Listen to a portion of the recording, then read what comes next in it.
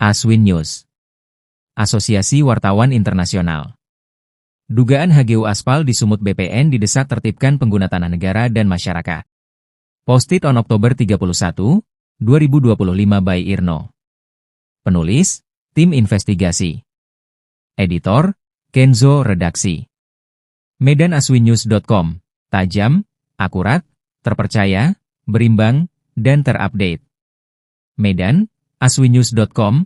Desakan kepada Presiden Prabowo Subianto agar segera memerintahkan Menteri Agraria dan Tata Ruang Kepala BPN untuk menertibkan praktik penggunaan tanah di wilayah Sumatera Utara semakin menguat. Hal ini menyusul laporan adanya dugaan penyimpangan dalam pengelolaan lahan hak guna usaha, HGU, oleh sejumlah perusahaan perkebunan milik negara, BUMN, maupun swasta di beberapa kabupaten, seperti Langkat, Binjai, dan Deli Serdang. Ketua Himpunan Putra-Putri Angkatan Darat, Hipakat 63, Edi Sukanto, mengungkapkan kepada aswinnews.com bahwa pihaknya menemukan indikasi kuat adanya praktik pelanggaran dalam pengelolaan lahan HGU yang berpotensi merugikan keuangan negara dan rakyat. Dugaan pelanggaran, dari KSO tanpa tender hingga sertifikat HGU aspal. Dari hasil penelusuran dan laporan masyarakat, terdapat beberapa pola penyimpangan yang disebut-sebut terjadi di lapangan. 1. Kerjasama operasional, KSO, tanpa mekanisme tender terbuka. Sejumlah lahan milik perkebunan negara disebut disewakan kepada pihak ketiga dengan nilai mencapai ratusan juta rupiah per bidang, tanpa proses pengadaan barang dan jasa sebagaimana diatur dalam ketentuan pemerintah. 2. Penggunaan tanah tidak sesuai izin dan tata ruang wilayah. Sebagian lahan yang sebelumnya berstatus HGU disebut telah dialihkan menjadi area komersial atau pengembangan perumahan tanpa revisi izin atau pelepasan hak kepada negara, sebagaimana diatur dalam PP Nomor 40 Tahun 1996 tentang HGU, HGB, dan hak pakai atas tanah. 3. Dugaan penggunaan sertifikat HGU cacat administrasi, HGU aspal. Berdasarkan laporan masyarakat, beberapa bidang lahan di Kabupaten Deli Serdang dan Langkat disebut digunakan tanpa sertifikat sah, bahkan sebagian diantaranya masih dalam sengketa. Salah satunya terkait sertifikat HGU nomor 109 di Desa Mulyorejo, Kecamatan Sunggal, yang diduga digunakan tanpa dasar hukum yang kuat. Laporan warga, intimidasi dan pembiaran.